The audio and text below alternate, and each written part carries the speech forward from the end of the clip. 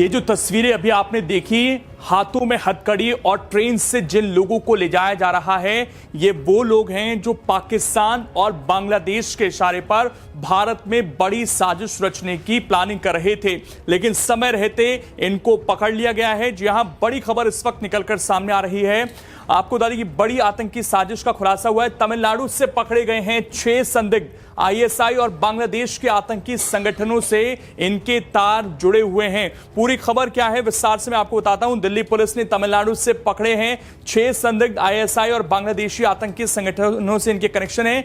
किस तरीके से पूरी साजिश रच रहे थे वो एक एक डिटेल जो है मैं आपको यहां पर देने जा रहा हूं।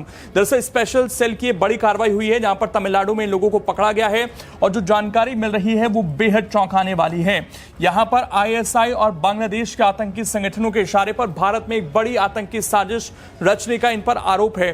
सभी आरोपियों को तमिलनाडु से दिल्ली फिलहाल लाया जा रहा है। यहां पर इनसे पूछताछ होगी। आपने देखा होगा हाल फिलहाल में बांग्लादेश में किस तरीके से भारत के खिलाफ जहर भरा गया और उसका यह नतीजा यहां पर दिखाई दे रहा है कि बड़ी साजिश ये रच रहे थे। न सिर्फ बांग्लादेश में वहां पर लगातार हमने देखा अल्पसंख्यकों पर अत्याचार हुए, बल्कि भारत को भी किस तरीके से अशांत करने की कोशिश की जा रही है उसका खुलासा यहां पर होता है। और साफ तौर पर पाकिस्तान की इसमें जो है मदद पूरी तरीके से बांग्लादेश को भी मिलती हुई नजर आ रही है। गिरफ्तार किए गए लोगों में एक बांग्लादेशी नागरिक भी शामिल बताया जा रहा है।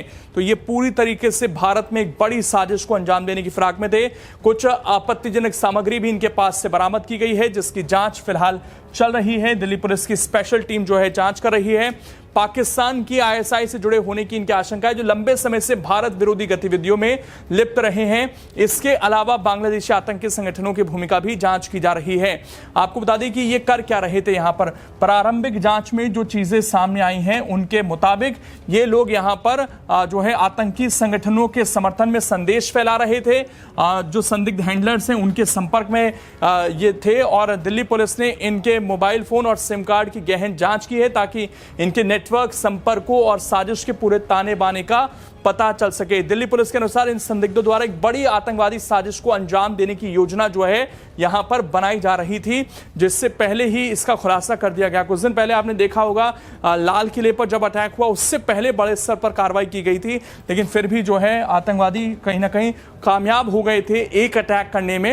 यह जरूर कहा गया कि वो अटैक कहीं ना कहीं उनका जल्दबाजी में लिया गया कदम था। जो लोग पकड़े गए हैं इनके बारे में भी आप जान लीजिए। तमिलनाडु से इनकी गिरफ्तारी हुई है। ये लगातार इस तरह के संदेश फैला रहे थे सोशल मीडिया के जरिए भी, जिससे भारत के अंदर अशांति फैल सके। जैसे मैंने आपको बताया, इनका उद्देश्य भारत में शांति भंग करना और बड़े पैमाने पर नुकसान पहुंचाना था।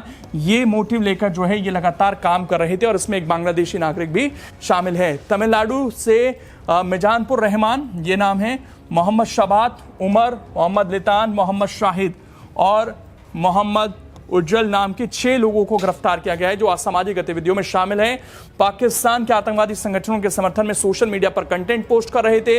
2 आतंकियों को जो है उथुकुली से, 3 को पलड्डम से और जो है 1 को जो है तिरुमुरुगनपुंडी इलाके से गिरफ्तार किया गया है। इनके पास से 8 मोबाइल मिले हैं, 16 सिम कार्ड बरामद किए गए हैं। सभी आरोपियों को ट्रेन से फिलहाल दिल्ली लाया जा रहा है और अपनी पहचान छिपाकर जो है यहां पर ये गारमेंट इंडस्ट्री में काम कर रहे थे, ये जानकारी भी मिली है। इनके पास से फर्जी आधार कार्ड भी मिला है। तो ये भी एक बड़ा कंसर्न का विषय है कि इनके पास से सरकारी डॉक्यूमेंट मिल जाते हैं, फर्जी आधार कार्ड इनके बन जाते हैं, जिसके जरिए नौकरी पा लेते हैं। अपनी पहचान छिपाकर गारमेंट इंडस्ट्री में ये काम कर रहे थे। तो ये बड़ा पूरा जो मामला है बड़ा पेचीदा है। सवाल उठा रहा है कि कैसे इनके इस तरीके से डॉक्यूमेंट बन जा रहे हैं। कहीं ना कहीं देश के अंदर भी कुछ लोग मदद करते हैं, कुछ पैसों के लिए इनके डॉक्यूमेंट बन जाते हैं और उस तरह ये जो है भारत में रहने लगते हैं और भारत के खिलाफ ही साजिश रचते हैं।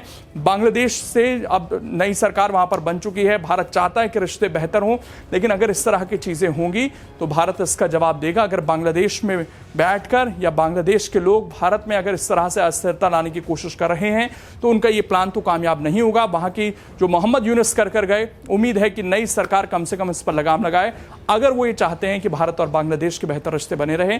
नहीं तो उनको जो आर्थिक नुकसान होगा उसकी भरपाई करना शायद उनके लिए आसान नहीं होने वाला है। भारत से दोस्ती अब तक बांग्लादेश की थी तो हमने देखा किस तरीके से लगातार तरक्की वहां पर हुई, लेकिन अगर दुश्मनी मोल लेता है तो फिर इसके अंजाम उसकी बहुत बुरी तरह से भुगतने पड़ सकते हैं। बाकी इस पर आपकी क्या राय है, कमेंट करके जरूर बताएं।